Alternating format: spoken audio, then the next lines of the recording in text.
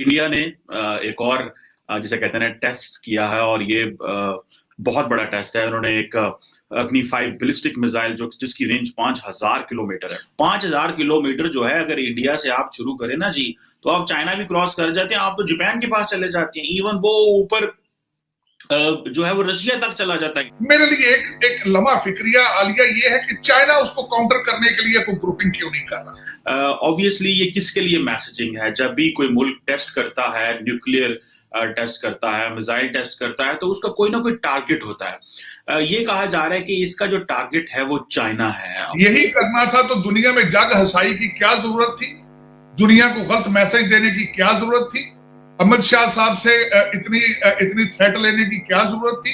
This test of India is a very very serious for China, and जैसे मैंने कहा, India is doing it from multiple lens से काम।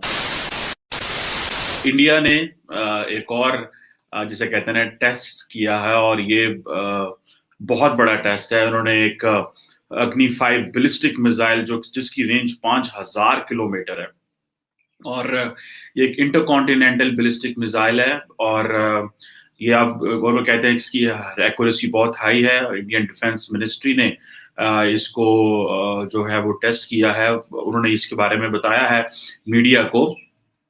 Obviously ये किसके लिए मैसेजिंग है? जब भी कोई मुल्क टेस्ट करता है, न्यूक्लियर टेस्ट करता है, मिसाइल टेस्ट करता है, तो उसका कोई ना कोई टारगेट होता है। ये कहा जा रहा है कि इसका जो टारगेट है वो चाइना है, और क्योंकि चाइना बहुत बड़ा मुल्क है और पाकिस्तान के हवाले से तो इंडिया को उस तरह जरूरत नहीं है, क्योंकि उन्होंने पहले बहुत सारे जो टेस्ट किए हुए हैं, लेकिन ये चाइना के हवाले से है। और जो एलएसी के ऊपर सिचुएशन है के साथ, इसी अग्नि 5 के साथ साथ इंडिया जो है उसने एक एक्सक्लूसिव क्लब जो है वो कंट्रीज का ज्वाइन कर लिया है, जिसमें China, America, Russia, Britain, France जो है ममालिक हैं। सो ये नॉर्मली एक बड़ी डेवलपमेंट है इंडिया के हवाले से अगर देखा जाए, क्योंकि इंडिया को अब एक प्रेस्टिजियस क्लब में वो चला गया है इसकी वजह से। अच्छा, मजे की बात यह है कि इस टेस्ट में वो कह रहे हैं कि जी जो मिनिस्ट्री ऑफ डिफेंस की स्टेटमेंट है कि जी इंडिया की जो स्टेटेड पॉलिसी है, credible minimum deterrence. Credible minimum deterrence यही होती है दोस्तों के हम एक वो थ्रेशोल्ड किसी को क्रॉस नहीं करने देंगे, और जो क्रेडिबल मिनिमम डेटरेंस है, इससे मुराद यह है कि हम तब तक शायद यूज नहीं करेंगे जब तक अगला शायद यूज ना करे। हालांकि पाकिस्तान भी यही कहता है, लेकिन पाकिस्तान की जो न्यूक्लियर डॉक्ट्रिन है वो फर्स्ट यूज की है, इंडिया की नो फर्स्ट यूज है। कि इंडिया ने ये क्यों जो है वो टेस्ट किया, और ये क्यों इस चीज में क्या कि जी हमें इस तरह का टेस्ट करना चाहिए, या ये जो चीज है ये क्यों की जाती है? देखिए, इसमें बहुत सारे फैक्टर्स होते हैं। अगर एक सवाल किया जाता है कि चाइना के लिए तो किया, चाइना अब आपको पता है हाइपरसोनिक मिसाइल्स के रेस में है, क्योंकि इंडिया भी है। रिसेंटली एक यूएस कांग्रेस की रिपोर्ट भी आई है। अब देखना यह है कि बहुत सारे ममालिक के बहुत सारे मसले होते हैं। मुझे ऐसे लग रहा है ये जो अग्नि 5 मिसाइल है, ये प्रेस्टीज फैक्टर भी है इंडिया के लिए और सिक्योरिटी फैक्टर भी है। इसमें जो नेशनल सेल्फ इमेज होता है एक स्टेट का इमेज होता है कि भाई देखिए, we can make it, we can do it, we have the power to do it. चांद पे जाना है, हमने मार्स पे जाना है, हमने ये करना है। जैसे यूएई कह रहा है कि जी हम मार्स पे जा रहे हैं, इंडिया कह रहा है जी हम चांद पे जाना चाह रहे हैं। ये जो एक एस्पिरेशन है, ये एक नेशनल सेल्फ इमेज या जिसे इमेज कहते हैं, ये वो है। लेकिन इसके साथ साथ ये this is also about security. हम ये नहीं कह सकते कि ये security, and then you also want to show your technological capability भी आप बताना चाह रहे हैं। अब देखें कि बहुत सारे इस वक्त दुनिया में 44 ममालिक ऐसे हैं मेरा ख्याल है, जिनके पास जो कैपेबिलिटी है कि वो न्यूक्लियर कैपेबिलिटी रखते हैं, नॉट इन टर्म्स के वो वेपन्स बना सकते हैं, लेकिन वो जो एक सिविल न्यूक्लियर जो टेक्नोलॉजी है वो रखते हैं। और मजे की बात है कि ये इंडिया को भी अमेरिका ने ऑफर की, और जिस तरह ऑफर की 2006, 7, 8 में आप चले जाएं, तो वो जो वक्त था वो पाकिस्तान के लिए बड़ा मुश्किल था, क्योंकि पाकिस्तान को अमेरिका ने बाईपास कर दिया। हमें वो सिविल न्यूक्लियर टेक्नोलॉजी का जो मुआहदा है वो हमारे साथ नहीं करते थे, अमेरिका के साथ, इंडिया के साथ उन्होंने कर लिया, जिसका पाकिस्तान ये कह रहा था कि जो एनपीटी है, न्यूक्लियर नॉन प्रोलिफरेशन ट्रीटी, आप इसकी वायलेशन कर रहे हैं। पाकिस्तान पे वो इल्जाम लगाते थे जी आपका तो न्यूक्लियर प्रोग्राम सेफ हैंड्स में नहीं है। अब्दुल कदीर वाला वाकया हो चुका था, फिर टेररिज्म बड़ी राइज पे थी, तो वो और एंगल से देख रहे थे पाकिस्तान को, वो बिल्कुल एक और एंगल से देख रहे थे कि भाई इनको तो नहीं देना ही नहीं है ना, जो मर्जी कर ले पाकिस्तान, इनको नहीं देना। फिर अगर पाकिस्तान के किसी भी एरिया से अगर हम मैक्सिमम टारगेट करें तो that goes to 2750 kilometre. India जो है अगर वो अपने साउथ में चला जाए और अपने नॉर्थ में आ जाए, ठीक है जी, with all that military, with all that missile capability they have, so इससे ही अगर आपको ये लगेगा कि इंडिया कितने बड़े पैमाने पे चीजों को सोच रहा है। एंड अग्नि 5 ये भी 5000 से 8000 किलोमीटर है, और सुना है कि अग्नि 6 भी बन रहा है, that is again surface to surface ballistic missile. अच्छा, ये जितनी अग्नि की सीरीज है स्टार्टिंग फ्रॉम अग्नि 1 to Agni 6, this is surface to surface ballistic missile, और जो अग्नि 6 है that goes to 8000 to 12000 kilometre. अब आप इमेजिन कर लेंगे दैट गोज बियॉन्ड चाइना।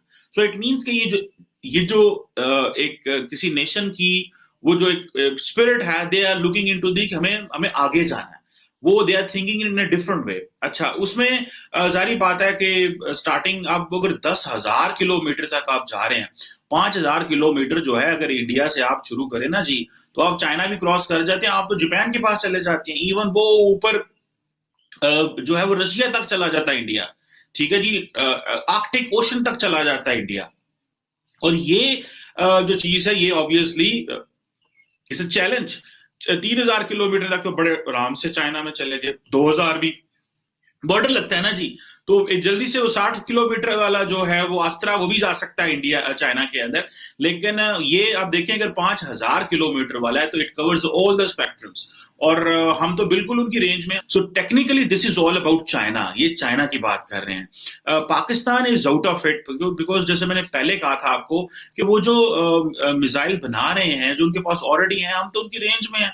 सो के 2 क्वाड बने, एक पहला क्वाड था जिसमें इंडिया, अमेरिका और जापान और ऑस्ट्रेलिया था, लेकिन दूसरा क्वाड बना इजराइल का, दुबई का, यूएई का, और उसके बाद इंडिया और अमेरिका। मेरे लिए एक लम्हा फिक्रिया आलिया ये है कि चाइना उसको काउंटर करने के लिए कोई ग्रुपिंग क्यों नहीं कर रहा, ये एक लम्हा फिक्रिया है। पाकिस्तान भी उस ग्रुपिंग का हिस्सा होना चाहिए मेरे ख्याल में। ऐसे बैठे रहने से तो बिल्कुल हालात निकलते जाएंगे, और उस पिछले क्वाड की वजह से मैं एक और जो मेरी नजर में 2-4 चीजें पाकिस्तानी मीडिया ने बिल्कुल नजरअंदाज की, जो अच्छी बात नहीं है।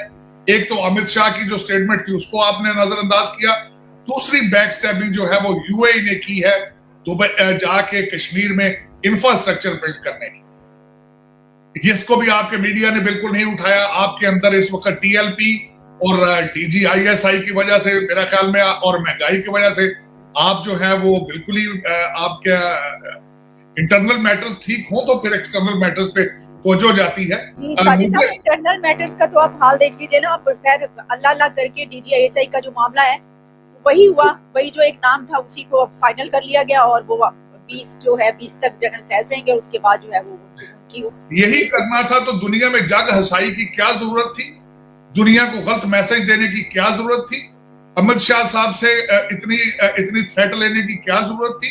मेरे लिए आज बिल्कुल अभी तक मुझे समझ नहीं आई कि इससे वो कहते किसने क्या हासिल किया, मुझे नहीं पता। मुझे जो जाती तौर पे लगता है यहाँ बैठ के कि शायद लोगों की महंगाई से तवज्जो हटाने के लिए खबरें क्रिएट की जा रही हैं, या एक कोई ऐसा प्लानिंग हो रही है, लेकिन they are failing in it. जो कुछ भी कर रहे हैं, जो कुछ भी इसकी रीजन होगी, but they are failing in it. कौम बिल्कुल इस वक्त नर्वस और नम हो चुकी है, कुछ महंगाई और आपकी। देखिए, मुझे मैं यहाँ पे हवाला जरूर देना चाहूंगा आपके देखने वालों को। मुझे जावेद चौधरी साहब का आर्टिकल बड़ा अच्छा लगा अगले दिन, मैं ह्यूज फैन ऑफ हिम, लेकिन उन्होंने अगले दिन कंपैरिजन अपने आर्टिकल में किया करप्ट गवर्नमेंट्स का और बेवकूफ नाअहल अनक्वालिफाइड गवर्नमेंट, और उन्होंने बिल्कुल उसमें अच्छे दलाइल दिए। उन्होंने कहा जो करप्ट गवर्नमेंट्स थी पिछली 2, वो आज के नाअहल और बेवकूफ जो स्टेप्स हैं पॉलिसी से अच्छी थी।